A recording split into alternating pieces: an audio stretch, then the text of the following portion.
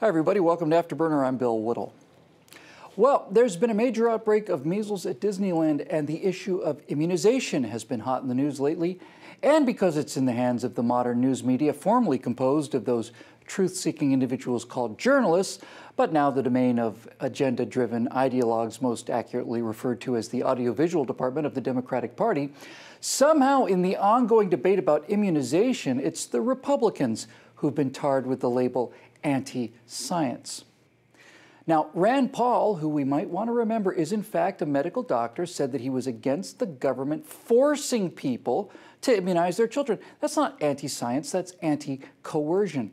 Paul's children are in fact immunized. Like Rand Paul, I fervently believe in the power of immunization, and like Rand Paul, I find the idea of the government forcing a needle into the arm of your child against your will more of a threat than a measles outbreak. Now, the truth, of course, is that immunization has saved not millions, but billions of lives. There does seem to be some compelling evidence of certain individuals having toxic, sometimes debilitating, and occasionally fatal reactions to immunization. So I'm not saying that the immunization process can't be improved. I am saying that it has been by far the largest single advance in human health in all of history. And to say that Republicans think otherwise is utter nonsense. Look, if the stereotypical conservative kid is driving dad's pickup truck at age 10 and the stereotypical progressive kid has to wear a safety helmet when taking a shower, then we get to the real heart of the issue of which side is most often, not exclusively, but most often, of sound mind and body. Conservative farm kids are virtually allergy-free and they don't get sick very often. Why? Well, because they're daily cut, scraped, scratched, and dinged in an environment that's just full of bacteria. That develops a healthy immune system because it's repeatedly exposed to real pathogens.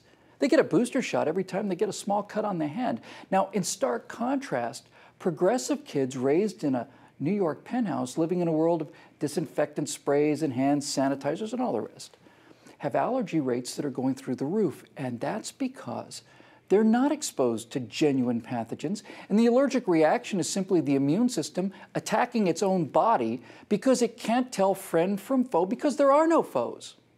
Now, these cliched examples of conservative and progressive attitudes towards disease and immunity are the difference between trying to prevent your child from drowning by putting a fence, warning signs, and lifeguards at every body of water on the planet versus, teaching your child how to swim.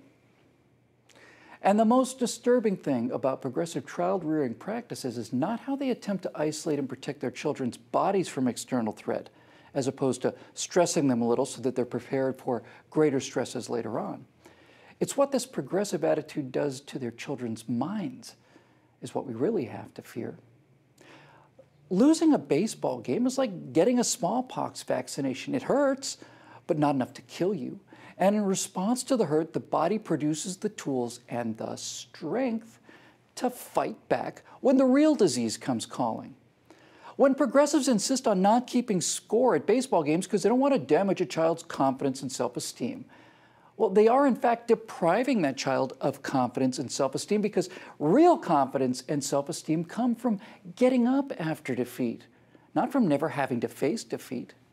And all across the board, we're finding children of this progressive obsession with isolation rather than immunization, producing miserable, unhappy, utterly terrified, and completely dysfunctional adult children who have not, will not, ever grow up.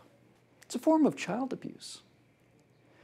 Immunization works, and it works as effectively on the psyche as it does on the immune system. Childhood should be a time of introducing manageable stress into what we hope will become strong, self-reliant adults. And when progressives deny both to their children, they're not protecting them.